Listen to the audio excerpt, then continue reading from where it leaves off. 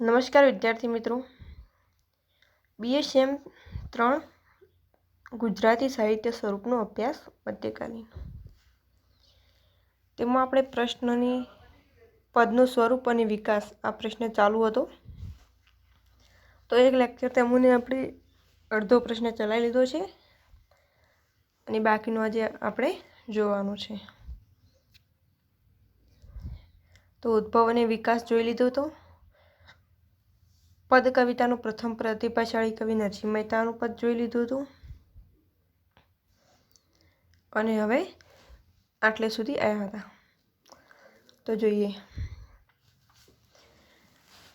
આ બાબતે અનંતરાય રાવળ કહે છે કે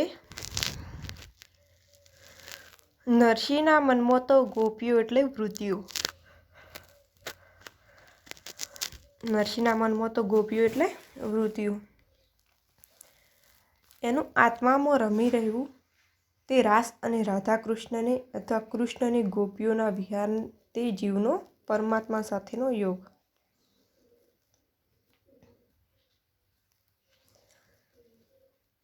એટલે કે રાસ અને રાધા કૃષ્ણનો અથવા કૃષ્ણને ગોપીઓનો કે રાધા કૃષ્ણનો અથવા કૃષ્ણની ગોપીઓનો વિહાર તે જીવનો પરમાત્મા સાથેનો યોગ. આમ અનંતરાય રાવળ કહે છે.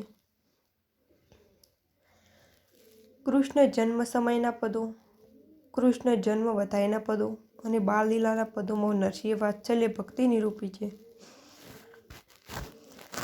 એટલે કે કૃષ્ણના જે જન્મ્યા તે સમયના પદો પણ નરસિંહે આપેલા છે, તેમને વધાવ્યા તે સમયના પદો પણ નરસિંહે આપેલા છે અને તેમની જે બાળલીલા હતી, બાળપણમાં જે ચમત્કારો કર્યા હતા તેમના પદો પણ નરસિંહ મહેતાએ આપ્યા છે અને બધા પદોમાં તેમને વાત્સલ્યની ભક્તિના પદો નિરૂપ્યા છે. આમ અલગ અલગ રીતે ઘણા બધા પદો નરસિંહ મહેતાએ કૃષ્ણ ઉપર આપેલા જોવા મળે છે. કૃષ્ણનો જન્મ થવાથી નંદના ઘરે જે આનંદ થાય છે તેનું વર્ણન નરસિંહે આ રીતે કર્યું છે કે નંદના ઘરે જે બાળકનો જન્મ થાય છે કૃષ્ણનો, ત્યારે તેમના ઘરે ખૂબ જ આનંદ છવાઈ જાય છે. આખા ગામમાં મીઠાઈનું વિતરણ કરે છે અને નરસિંહ મહેતાએ પણ આ રીતે તેમના પદોમાં તેમનું વર્ણન કર્યું છે. કોટી કોટી શશી પ્રગટ્યા, કોટી દીવડા પ્રગટ્યા. કોટી કોટી શશી પ્રગટ્યા, કોટી દીવડા પ્રગટ્યા. નાનું સરખું ગોકળિયું મારે મારે વાહને વૈકુંઠ કીધું. કૃષ્ણના અનેક તોફાનો, હઠો અને પરાક્રમોનું નરસિંહે એકદમ સહજતાથી નિરૂપણ કર્યું છે. એટલે જે કૃષ્ણ હતા તેમના બાળપણના જે તોફાનો હતા, તેમની હઠો હતી અને તેમના જે પરાક્રમો અને ચમત્કારો હતા તેમને પણ નરસિંહે સહજતાથી પદમાં ઉતારી લીધું છે. બાળપણમાં શ્રી કૃષ્ણએ ઘણા બધા પરાક્રમો પણ કરી લીધા હતા. તે બધાના પદો તરીકે નરસિંહ મહેતાનું વર્ણન આજે પણ આપણને જોવા મળે છે. જળકમળ છાંડી જાને બાળા એ નરસિંહનું એક જાણીતું પદ છે. જળકમળ છોડી જાને બાળા એટલે કે આ જ્યારે આ પદ જ્યારે જે શ્રી કૃષ્ણ યમુના નદીમાં પેલા સાત નાગ હોય છે તેમને મારવા યમુના નદીમાં કૂદકો મારે છે, તે સમયનું આર્યું ભજન છે. ત્યારે જે નાગની જે રાણીઓ હોય છે તે કૃષ્ણને ભાગી જવા બોલે છે કે જળકમળ છોડી જાને બાળા, સ્વામી મારા જાગશે તો તને મારશે. એટલે એ રાણીઓ કૃષ્ણને કહે છે કે હે બાળક, તું જતો રહે, જો મારા સ્વામી નાગ છે તે જાગી જશે તો તને મારશે. આમ નાગની રાણીઓ બધી બોલે છે. એ સમયનું ભજન પણ નરસિંહ મહેતાએ જાણીતી રીતે લખી લીધું છે અને તે નરસિંહ મહેતાનું એક જાણીતું પદ બની ગયું. એક અન્ય પદમાં કૃષ્ણની હઠની નિરૂપતા એ વર્ણવે છે કે ઓ પેલો ચાંદલિયોમાં મને રમવા નહીં આલો. જ્યારે કૃષ્ણ નાના હતા ત્યારે હઠ કરે છે કે ચાંદો રમવાની જીદ કરે છે, તેનું પદ પણ નરસિંહ મહેતાએ વર્ણવી લીધું છે કે ઓ પેલો ચાંદલિયો માં મને રમવા નહીં આલો, કે ચાંદો માં મને રમવા આપો. તેવી કૃષ્ણની હઠ હોય છે. આત્મા અને પરમાત્મા વચ્ચેના પ્રેમને, ગોપીઓ અને કૃષ્ણ વચ્ચેના પ્રેમને પદોમાં નરસિંહ જીવ અને શિવના પ્રેમ તરીકે ગાયો છે. આત્મા અને પરમાત્મા વચ્ચેના પ્રેમને અને ગોપીઓ અને શ્રી કૃષ્ણ વચ્ચેના પ્રેમને પદોમાં નરસિંહ જીવ અને શિવના પ્રેમ તરીકે ગાયો છે. એટલે કે જે આત્મા અને પરમાત્મા વચ્ચેનો પ્રેમ હોય છે અને જે ગોપીઓ અને શ્રી કૃષ્ણ વચ્ચેનો જે પ્રેમ હોય છે તે એક જીવ માન્યો છે અને શિવ માન્યો છે. આમ આ જીવ અને શિવનું જે પ્રેમ હોય છે તેમને પણ કવિએ પદોમાં લખી દીધો છે. તેના ઉપરથી પણ નરસિંહ પદ લખ્યા હોય છે. આવા પદોમાં ભક્તિ રસની પ્રબળ અભિવ્યક્તિ અને ઉર્મિઓની સચ્ચાઈ જોવા મળે છે. કૃષ્ણ અને ગોપીઓને એ આ રીતે વર્ણવે છે. એટલે કે જે એવા પદો હોય છે તેમાં કૃષ્ણજીની જે ભક્તિ હોય છે તે આપણને જોવા મળે છે એવા પદોમાં.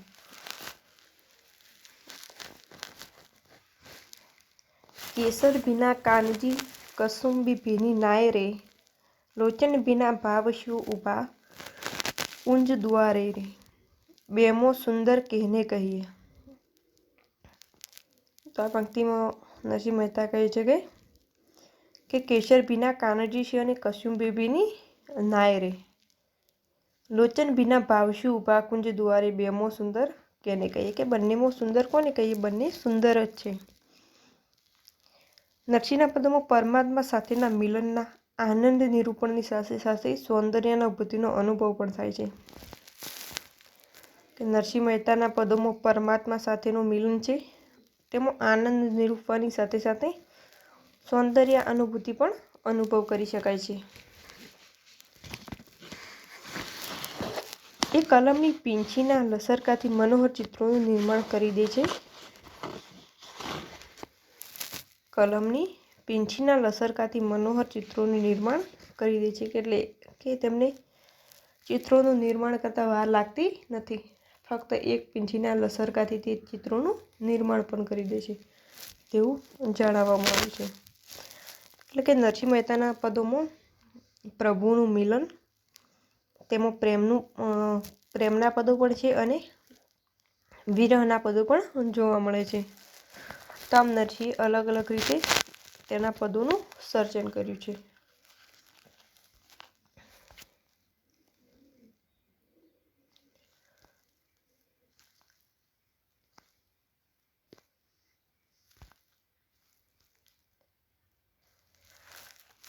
તો જોઈએ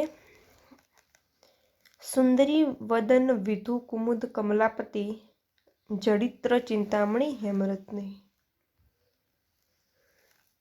સુંદરી વદન વિધિ કુમુદ કમલાપતિ, જડિત્ર ચિંતામણી હેમરત્ને. લચીસી ચતુરા ઊભી કે એના ઉર પર નાચે મોર. એટલે કે નરસિંહના પદોમાં જ્ઞાન, ભક્તિ અને વૈરાગ્યનું નિરૂપણ હોય છે. તે કે તેમના પદોમાં જ્ઞાન જોવા મળે છે અને તે ઉપરાંત ભક્તિ પણ જોવા મળે છે અને વૈરાગ્યનું નિરૂપણ પણ જોવામાં આવતું હોય છે. એની સંગાથે એમાં ભક્તિ કરવાનો ઉપદેશ પણ છે. નરસિંહના પદોમાં ભક્તિ કરવાનો ઉપદેશ પણ આવતો હોય છે. ઉપનિષદોના તત્વજ્ઞાનને એણે રસિક રીતે ગાયું છે. નરસિંહ મહેતાએ પ્રભુ મિલનના પદો, પ્રભુ વિરહના પદો, તેમના જન્મ, બાળલીલાના આ બધા પદો ઉપરાંત ઉપનિષદોના જે તત્વજ્ઞાનના પદો છે તેમની પણ તેને રચના કરી છે. જે ઉપનિષદના જે તત્વજ્ઞાન છે તેમની પણ તેને સારી રીતે રચના કરી છે અને તેમના ઉપર પણ પદો આપ્યા છે. ઉપનિષદ ઉપર પણ તેમને પદોની રચના કરી છે. સગુણ પરમાત્માના સ્વરૂપની રજૂઆત પણ એના પદોમાં થઈ છે. પરમાત્માના સ્વરૂપની રજૂઆત પણ નરસિંહના પદોમાં આપણને જોવા મળે છે. આ પ્રકારનું ચિંતન કાવ્યાત્મક બની રહે છે અને કેટલાય પદોમાં આવી ધ્રુવ પંક્તિઓ પરથી જ નરસિંહના સર્જકત્વનો પ્રબળ રણકાર સાંભળવા મળી જાય છે. આ પ્રકારનું ચિંતન છે તે કાવ્યાત્મક બની રહે છે અને કેટલાય પદોમાં આવતી ધ્રુવ પંક્તિઓ પરથી જ નરસિંહના સર્જકત્વનો પ્રબળ રણકાર સાંભળવા મળી જાય છે. તો આગળ જોઈએ પંક્તિઓ. નિરખને ગગનમાં કોણ ઘૂમી રહ્યો, નિરખને ગગનમાં કોણ ઘૂમી રહ્યો, તેજ હું શબ્દ બોલે. પટક માયા પરી અટક ચરણી હરી. ઘાટ ઘડ્યા પછી નામરૂપ જુજવા, અંતે તો હેમનું હેમ હોય. ધન્ય ધન્ય ભાગ્ય જે સાધુ સંગત કરે, કૃષ્ણ કીર્તન થકી કૃષ્ણ ભાસે. કર્મ તણો કાંકરો કાઢી નાખો, માથે મરણ તણી છે મોટી ગાટી. રાત રહે જ્યારે પાછલી ખટગડી, ટાળ્યા તે કોઈના નવ ટળે રઘુનાથના જડિયા. જાગીને જોઉં તો જગત દિશે નહીં, ઊંઘમાં અટપટા ભોગ બાસે. એટલે કે જાગીને જોઉં તો જગત કશું પણ જગતમાં દિસતું નથી, પણ ઊંઘમાં અટપટા અલગ અલગ બાસ દિસે છે. નરસિંહના પદોમાં રસઘનતા અને ભવ્યતાની પ્રતીતિ થાય છે. કે નરસિંહના જે પદો છે તેમાં રસઘનતા અને ભવ્યતાની પ્રતીતિ પણ થાય છે. શબ્દ માધુર્ય, અનવદ્ય ભાષા કૌશલ પણ ધ્યાન ખેંચે છે. કે શબ્દ માધુર્ય, જે પદોનું જે શબ્દનું માધુર્ય છે તે અનવદ અને ભાષા કૌશલ પણ તેમના પદોમાં ધ્યાન ખેંચે તેવું છે. ઉમાશંકર જોશી કહે છે કે ભક્તિ જ્ઞાનનો સમગ્ર કાવ્યગુચ્છ એ નરસિંહની પરિણીત પ્રજ્ઞાની પ્રસાદો છે. કે ભક્તિ જ્ઞાનનો સમગ્ર કાવ્યગુચ્છ એ નરસિંહની પરિણીત પ્રજ્ઞાની પ્રસાદી છે. આમ ઉમાશંકર જોશી નરસિંહ મહેતા વિશે જણાવે છે. ભક્તિ જ્ઞાનનો સમગ્ર કાવ્યગુચ્છ એ નરસિંહની પરિણીત પ્રજ્ઞાની પ્રસાદી છે. આમ ઈસવીસન 1414-15 1480ના સમયગાળા દરમિયાન થઈ ગયેલ નરસિંહ મહેતા કાવ્યથી સભર પદરચનાઓ આપે છે. એટલે કે વિદ્વાનોના જે તર્ક ઉપરથી, જે અમુક પુરાવા ઉપરથી જે નરસિંહ મહેતાનો સમય મળે છે કે 1414-15 1480ના સમય દરમિયાન જે નરસિંહ મહેતાની પદરચનાઓ મળે છે.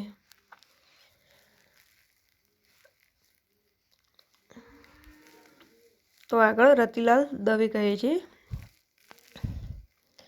કે નરસિંહ પૂર્વે નહીં જણાતા શૃંગાર, ભક્તિ અને જ્ઞાનના પદોની એક પછી એક ચડિયાતી રસસોળમાં તરબોળ બનાવનાર નરસિંહ આપણો સમર્થ વીર્યવંત કવિ છે. એટલે કે નરસિંહ મહેતા પહેલાં કોઈ પણ શૃંગાર કાવ્ય, શૃંગાર પદ, ભક્તિનું પદ અને જ્ઞાનના પદો આ કોઈ પણ નરસિંહ મહેતાના સમય પહેલાં જોવા મળતા નથી. નરસિંહના સમયે શૃંગાર પદો, ભક્તિના પદો, જ્ઞાનના પદો આ પદો પણ એક પછી એક જોવા મળતા હોય છે. ચડિયાતી રસસોળમાં તરબોળ બનાવનાર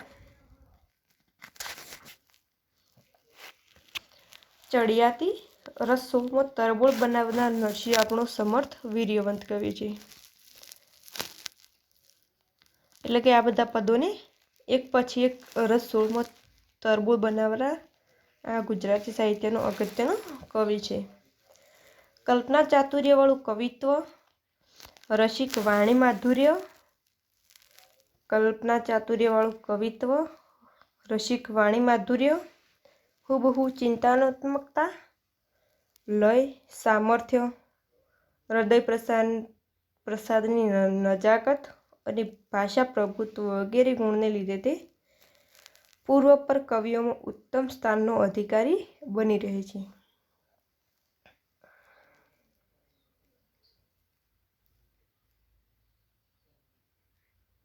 એટલે કે નરસિંહ મહેતાનું જે ભાષા પ્રભુત્વ છે, કલ્પના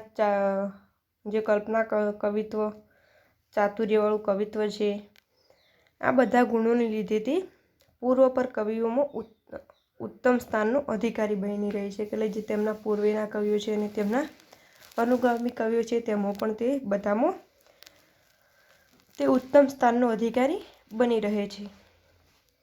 શૃંગારનું લાલિત્ય તેમજ જ્ઞાન ભક્તિની ભવ્યતા નિરૂપણમાં એ સમર્થ સિદ્ધ થયો છે. જ્ઞાન ભક્તિની ભવ્યતાના નિરૂપણમાં અને સમર્થ સિદ્ધ થયો છે. તેના જ્ઞાન વૈરાગ્યના પદોમાં વિશેષત જાત અનુભવ જોવા મળે છે કે તેના જે જ્ઞાન વૈરાગ્યના પદો છે તેમાં તે જાત અનુભવ કરીને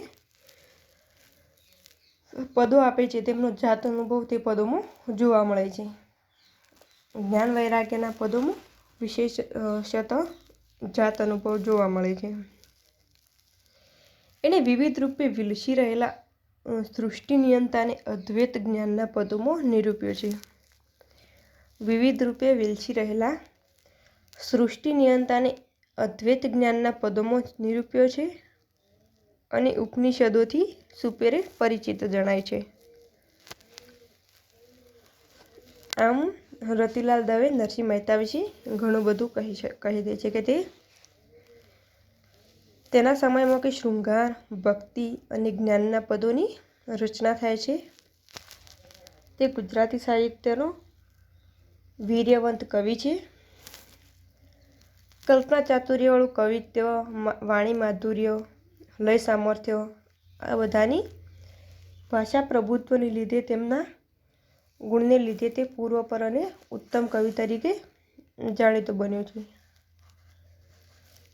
શૃંગારનું લાલિત્ય, જ્ઞાન ભક્તિની ભવ્યતા તેમના નિરૂપણમાં સમર્થ રીતે જોવા મળે છે. અને જ્ઞાન વૈરાગ્યના પદોમાં તો તેનો જાત અનુભવ પણ જોવા મળ્યો છે. તો હવે જોઈએ નરસિંહ મહેતાનું સર્જક વ્યક્તિત્વ જ્ઞાની ભક્ત કવિનું છે. નરસિંહ મહેતાનું સર્જક વ્યક્તિત્વ જ્ઞાની ભક્ત કવિનું છે. એના પદોમાં ઉર્મિકાવ્ય માટે આવશ્યક લાગણીની ઉત્કટતા અને ભાવની પ્રબળતા જોવા મળે છે.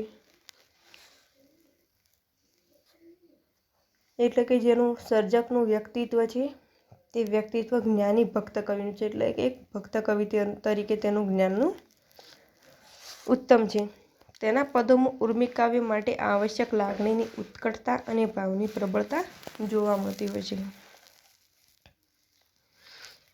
ઉર્મિકાવ્ય માટે આવશ્યક લાગણીની ઉત્કટતા અને ભાવની પ્રબળતા જોવા મળે છે.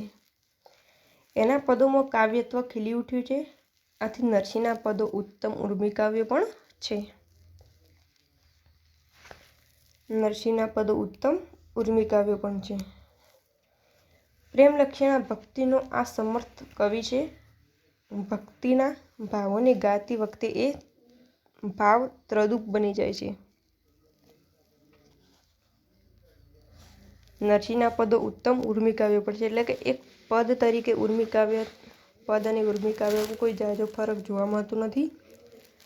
તેથી તેના પદો ઉત્તમ ઉર્મિકાવ્યો તરીકે પણ ગુજરાતી સાહિત્યમાં જોવા મળતા હોય છે. પ્રેમલક્ષણા ભક્તિનો આ સમર્થ કવિ છે.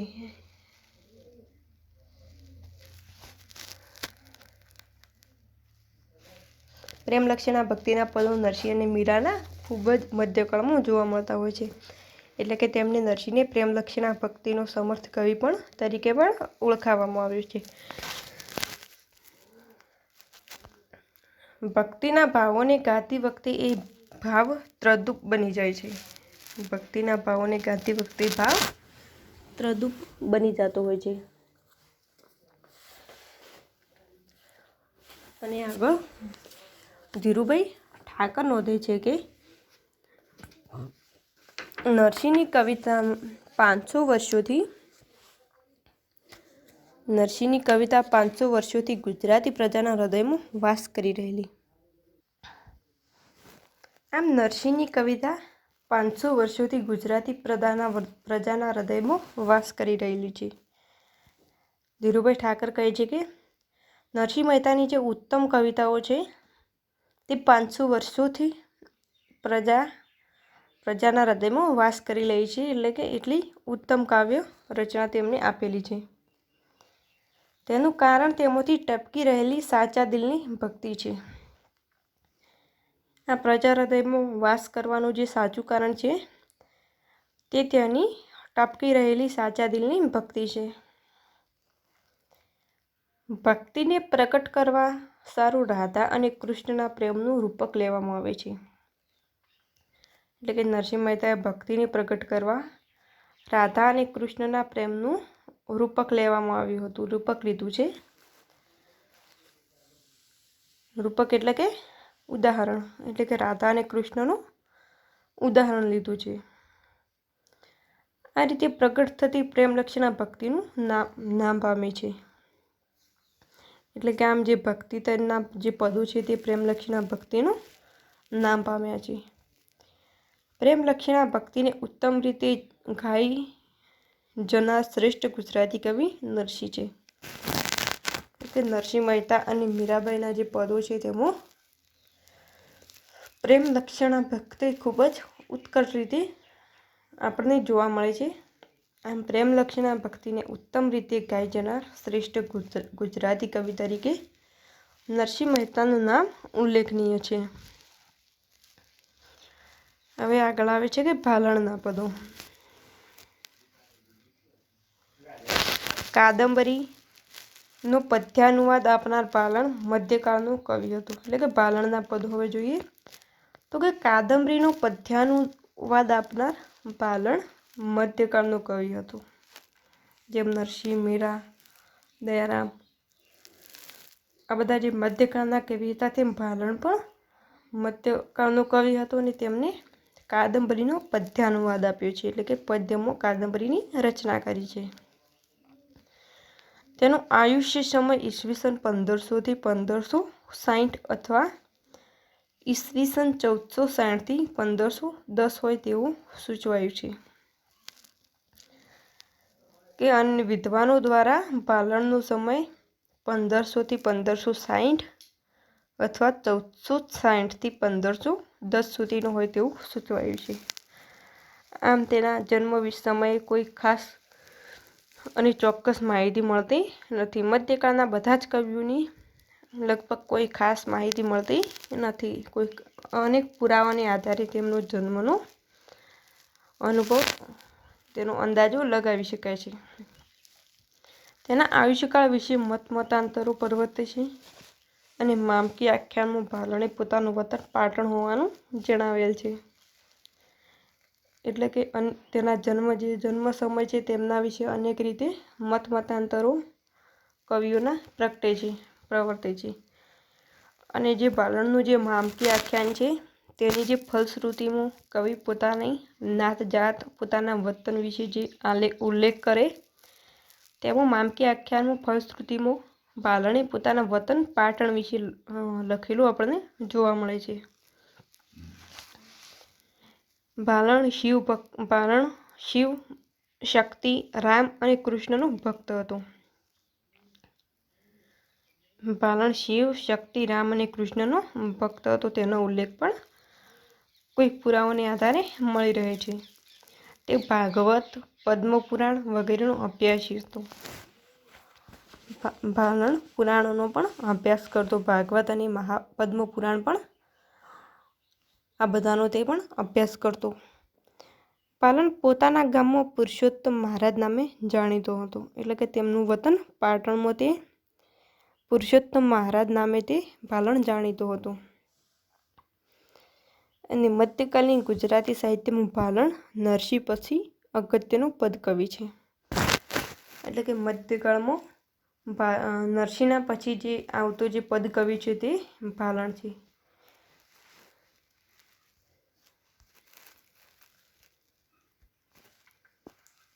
આગળ જોઈએ દશમસ્કંદ અને રામબાલ ચરિત્ર.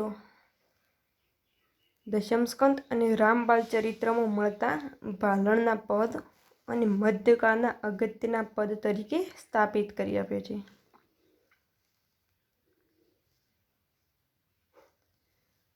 દશમસ્કંદ અને રામબાલ ચરિત્રમાં મળતા પાલણના પદ અને મધ્યકાળના અગત્યના પદ કવિ તરીકે સ્થાપિત કરી આપે છે.